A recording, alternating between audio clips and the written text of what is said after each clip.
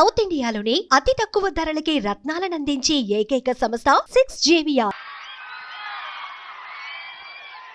జగన్ కూడా చెప్తా ఉన్నా, నువ్వు కులాలని విడగొట్టి ఆంధ్రప్రదేశ్ని పాడు చేయలేవు. నువ్వు కులాలు విడగొట్టే కొద్దీ నేను కులాలని ఏకం చేస్తాను.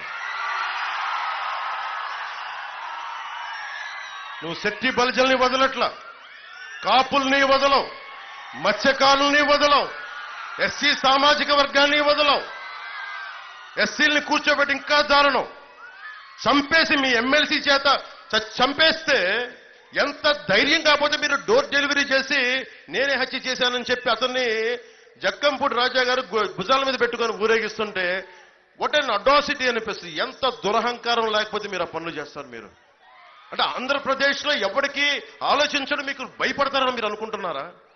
బ్లేడు బ్యాచ్లను పెట్టుకొని మీరు రాజ్యాలని మీరు ప్రజల్ని నియంత్రణ చేద్దాం అనుకుంటున్నారా? సజ్జల రామకృష్ణారెడ్డి గారు మీకు కూడా చెప్తున్నా, మీరు పులివెందల నుంచి వచ్చారో లోపల ఈ అరాచకాలు చేసే మీరు ఆ ఫ్యాక్షన్ మైండ్ సెట్ నుంచి వచ్చారో నాకు తెలియదు. ఒక విప్లవకారుడు పాలిటిక్స్ చేస్తే మీకు ఎలా ఉంటుందో తెలియజేస్తాను, గుర్తుపెట్టుకోండి. మీకు నా సంగతి తెలియదు. ప్రతిరోజు పొద్దున్న లేస్తే సాయంత్రం ఇంటికి వెళ్తే ఇంటికి వెళ్ళినట్టు అంతే. ఎందుకు చేస్తున్నాను ఈ సరదా? కోట్లు సంపాదించగలను, సంపాదించాను. కానీ ఈ నేల కోసం నిలబడే మనుషులు కావాలి. అల్లూరు సీతారామరాజు గారు ఉన్నారండి? కాదు. ప్రతి సమకాలీన సమాజంలో అరాచకం మీద తిరగబడే వ్యక్తుల సమూహం, యువకుల సమూహం, నాయకుల సమూహం, యువతల సమూహం, ఆడపడుచుల సమూహం చాలా అవసరం. గతంలో ఉండేవారు అండి, ఇప్పుడు ఎవరు చేయట్లేదండి. కాదు, ఉన్నారు. ఇప్పటికీ చనిపోవడానికి సిద్ధంగా ఉన్నారు. అలాంటి చాలా మంది ఉంటేనే ఇంకా దేశం నిలబడి ఉంది. అందుకు అతను ప్రధానమంత్రి మోదీ అయ్యారు. వాళ్ళని ప్రేరణగా తీసుకొని మేమందరం చాలా మంది ఉన్నాం. అలాగే వైసీపీ గుండా బ్యాచ్లకి, రౌడీ బ్యాచ్లకి నేను నర్సాపూర్ నుంచి పబ్లిక్ గా వార్నింగ్ ఇస్తున్నా. నేను తెగించిన వాడిని, గుర్తుపెట్టుకోండి.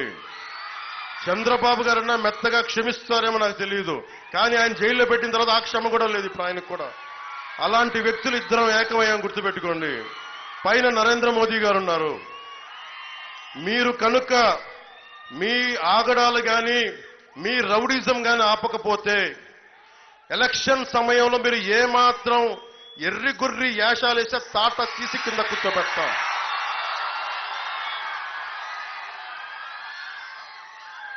అలాగే నా మీద సామాజిక మాధ్యమాల్లో కానీ వైసీపీకి అనుకూలందరూ రెచ్చిపోయి పిచ్చి పిచ్చి వాగుళ్ళు వాగితే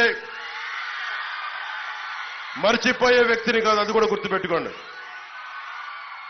సజ్జల రామకృష్ణారెడ్డి గారు ఒకటే చెప్తున్నా, మా అన్న చిరంజీవి గారి జోలికి రాకు నువ్వు. అజాత శత్రువు ఆయన కాంగ్రెస్ లో ఉంటారో ఇంకో పార్టీకి ఇస్తారో వైసీపీకి మద్దతు ఇస్తారో. మీకు వైసీపీకి మద్దతు ఇచ్చిన రోజున నేను ఒక్క మాట మాట్లాడాల, గుర్తుపెట్టుకోండి. సొంత తమ్ముని నేను ఒక్క మాట మాట్లాడాల. 3 రాజధానులు పాపం మంచిదే అని ఆయన మీరు ఒప్పిస్తే ఆయన పాపం దానికి అనుకూలంగా మాట్లాడారు. ఆ రోజు నేను ఒక్క మాట మాట్లాడాల. రక్తం పంచుకు పుట్టిన తమ్ముడు నేను. అంత అర్థం చేసుకున్న వ్యక్తిని ఈ రోజున ఆయన కూటమికి మద్దతు ఇచ్చారు లేదా అది నేను ఇంకా చూడలే స్టేట్మెంట్. కానీ సజ్జల రామకృష్ణారెడ్డి గారి స్టేట్మెంట్ నా దృష్టికి వచ్చింది.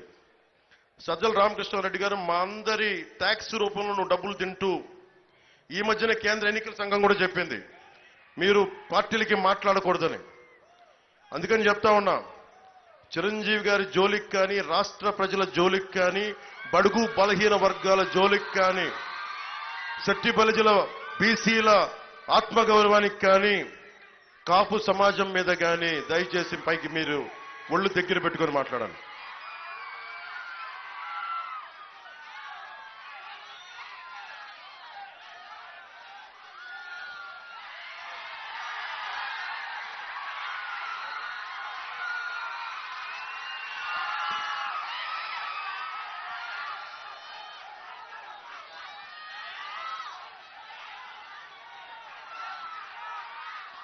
నేను మీ భవిష్యత్తు కోసం ఇది మాకు వదిలేసేయండి. నేను ఒక ఇంపాసిబుల్ టాస్క్ని అలయన్స్ని పట్టుకొచ్చాను, నేను కన్విన్స్ చేశాను, నేను తగ్గి మిమ్మల్ని గెలిపించడానికి ఇంత బలం ఉండి నాకు 45 నుంచి 50 నియోజకవర్గాల్లో బలమైన ప్రథమ ప్రత్యర్థిగా ఉండి పోటీ చేయగలిగే స్థాయిలో ఉండి కూడా నేను తగ్గి మీ భవిష్యత్తు కోసం నిలబడి ఉన్నాను. ఇక్కడ జనసేన 21 శాసనసభ్యులు, మనకి అసెంబ్లీ సభ్యులు 21 కాదు, అది 175 గుర్తుపెట్టుకోండి. అలాగే టీడీపీ కూడా, భారతీయ జనతా పార్టీ మేము ఎన్ని స్థానాల్లో పోటీ చేస్తున్నాం, అన్ని 175 స్థానాల్లో జనసేన, టీడీపీ, భారతీయ జనతా పార్టీ ముగ్గురు సమానంగా ఉన్నాం.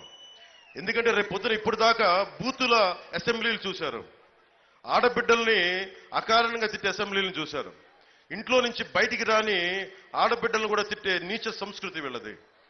అలా కాకుండా నిజంగా మన సుమన్ టీవీలో మీ పర్సనల్ అండ్ బిజినెస్ ప్రమోషన్స్ కోసం కింది నెంబర్కి కాంటాక్ట్ చేయండి.